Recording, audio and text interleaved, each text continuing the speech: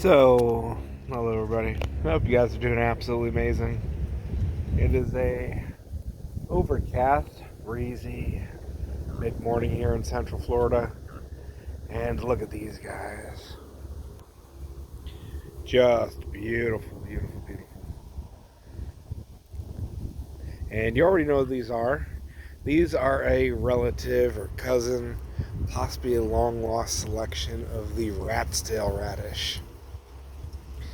And of course, these are the dragon's tongue or the dragon's tail. But the difference is, our rat's tail radishes get, 4 or 5 inches, maybe 6 inches long. The dragon's tongue here, I think we'll call it dragon's tongue, gets absolutely massive. Look at that.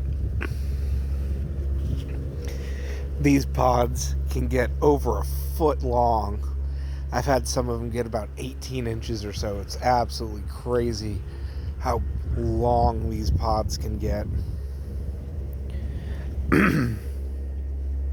Now, unlike your standard radish, these are potting radishes, so they don't really grow a root.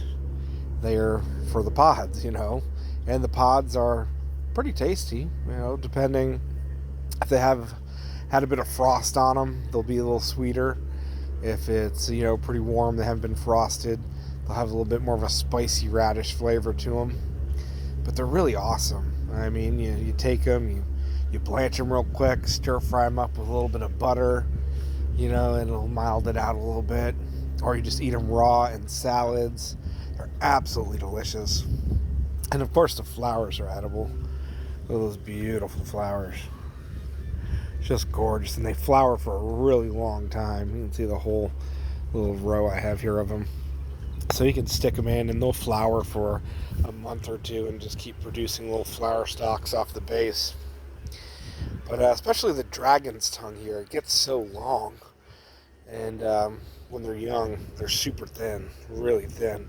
So what I like to do is blanch them really quick and then add them into spaghetti or whatnot. So they're just like the long spaghetti noodles. It's really good, eat it like that.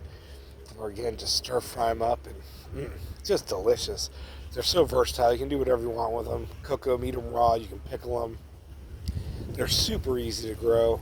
The plants grow really fast. It takes about 40 to 60 days for them to start flowering, and they don't really need any special care. If you've got good soil, they'll grow quite a bit larger. If you've got poor soil, radishes do pretty well with that too. And normally the bees just love them. Normally these would be absolutely covered with bees, but it looks like this year we're not really going to have any bees about. But that's okay. And one of the reasons these are so rare is even though they're super productive, in one plant you can get hundreds of pods off of. And this little row here, you'll get tons and tons of them.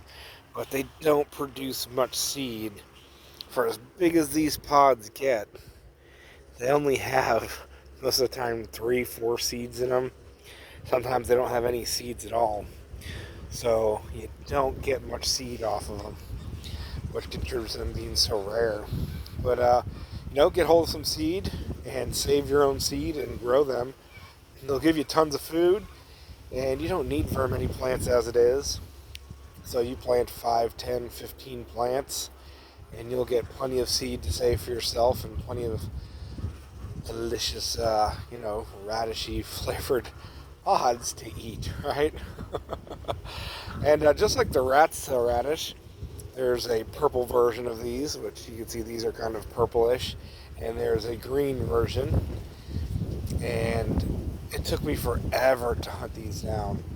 And just like the purple rat's tail radish that I have, these were so rare, they were basically extinct here in the U.S.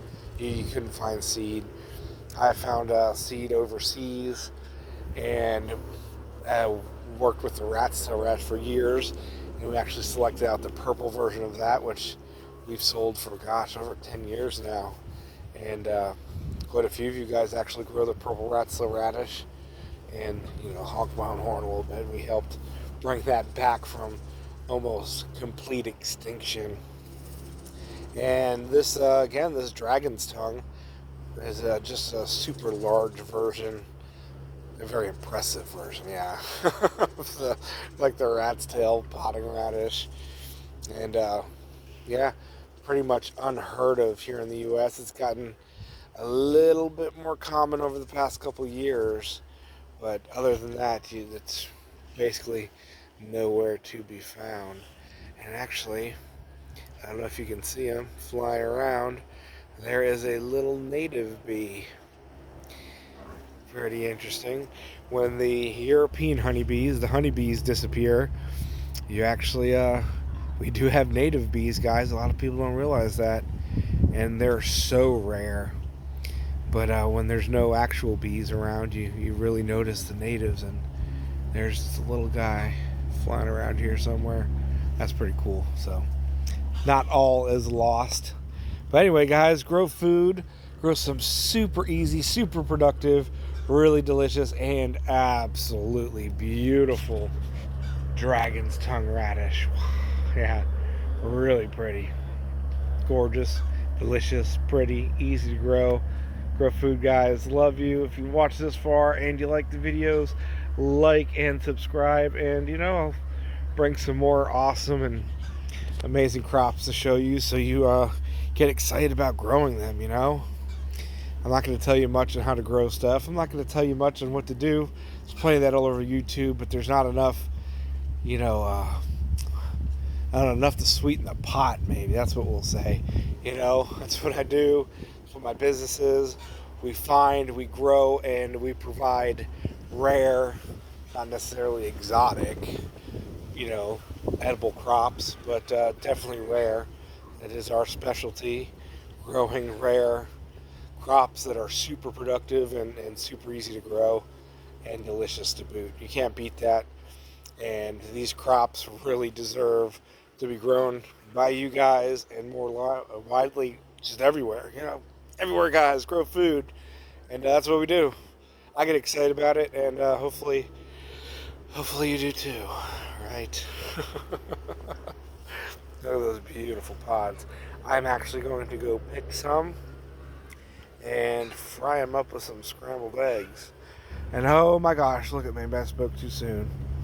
There, I don't know if you saw her, was a honeybee. Just one, which is kind of odd. For it almost being afternoon, these flowers should be loaded. See you guys later. Love you. Thank you for watching. See you later.